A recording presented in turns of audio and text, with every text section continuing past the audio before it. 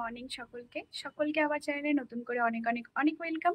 যারা আমাকে সাবস্ক্রাইব করছো তাদেরকে থ্যাংক ইউ, আর যারা করোনি তারা প্লিজ সাবস্ক্রাইব করে নিও। চলো দিনটাকে শুরু করি। আজকে অনেক তাড়াতাড়ি উঠেছি। ও সকালে বাজার গিয়েছিল আর ওকে বলেছিলাম আমার একটু ম্যাগি খেতে ইচ্ছে করছে, আর ওর কীর্তি দেখো। এই যে এই যে এই যে এই যে তোমাকে আমি 4টে আনতে বলেছিলাম, তুমি কতগুলো এনেছো? মানে তাই বলে এতগুলো, মানে পুরো চেন তুলে নিয়ে এসছে।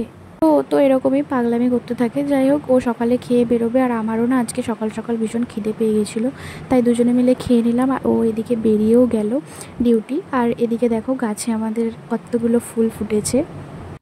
আর একটা প্রবলেম বলি, এই যে দেখো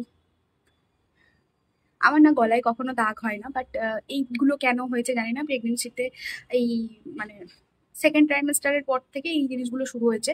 ঘাড়ে প্রচন্ড এই যে কালো কালো দাগ হয়ে গেছে, কেন হয়েছে আমি জানি না, কি কারণে হয়েছে তাও জানি না। তো যাই হোক, আমি গলার চেনটা একটু খুলে রেখেছি, একটু পরে গিয়ে পরে নেব। কালকে রাত্রে প্রচন্ড গলাটা জ্বালা করছিল ঘামে, তো সেই কারণে হতে পারে।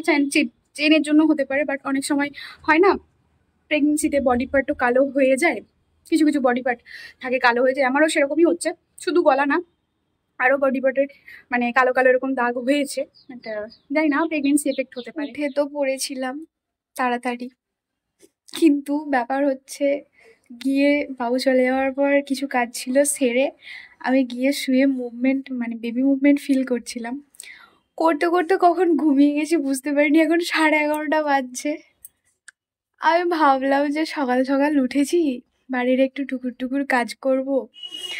ভাবলাম 10-15 মিনিট আধা ঘন্টা যেরকম আমি বেবি মুভমেন্ট ফিল করি সেটা করে নিই, তারপরে আমি গিয়ে কাজ বাজগুলো সারবো, রান্না করব। কখন ঘুমিয়ে গেছি, 11:30 বেজে গেছে। আমার নিজের ওপরই নিজের হাসি পাচ্ছে, চোখ মুখের অবস্থা দেখো পুরো ফুলে গেছে। সকালে ঘুমাতে না চাইলেও ঘুম মানে চলে এসেছিল, ঘুমিয়ে গেছি কেন বুঝতে পারিনি। তো চলো এবার রান্না বসাতে হবে। আর আজকে তো আর আদার্স কোনো কাজ আমি পারবো না, এনার্জি দিচ্ছে না। কারণ এই টাইমে ঘুমিয়ে নিয়েছি মানে আমার এনার্জি পুরো লস। লোকের ঘুমালে এনার্জি আসে, আমার ঘুমার এনার্জি পুরো লস হয়ে গেছে। এখন শুধু রান্নাটা করব, কারণ বাবু আসবে খেতে। তো রান্না বান্নাগুলো করি চলো। তো চলো, এখানে রান্না বান্না বসিয়ে দিয়েছি। বাবু ভাত রান্না করেই গেছে। সকালে উঠে ও যেরকম ভাত করে দিয়ে যায় ভাত করে দিয়েই গেছে। আর আমি এখানে কষিয়ে মাছের ঝোলটা রান্না করলাম, কারণ আজকে একটু অন্য ধরনের মাছ এনেছে, তো সেই কারণে এই মাছের ঝোলটা এইভাবেই খেতে বেশি ভালো লাগে। যেহেতু এক তরকারি ভাত একটু ভালো করে না বানালে হয় না। তো যাই হোক, রান্না বান্না করে একটু বসেছিলাম, তারপর দেখলাম বাবু চলে এসেছে। বাবু বাড়ি ঢুকেছে, আর এই দেখো মুষলধারে বৃষ্টি আরম্ভ হয়েছে। মানে ও বাড়ি ঢুকলো আর মুষলধারে বৃষ্টি আরম্ভ হলো। তো যাই হোক চলো, দুজনে মিলে খেয়ে নিলাম। আর ও এনেছিল ডাব, তো ডাবটা আমি এখানে খাচ্ছিলাম। আর ডাবের ভেতরে না আজকে অনেকটা শাঁস ছিল, তো আমি সেটাই চামচে করে গুঁড়ো করে খাচ্ছিলাম।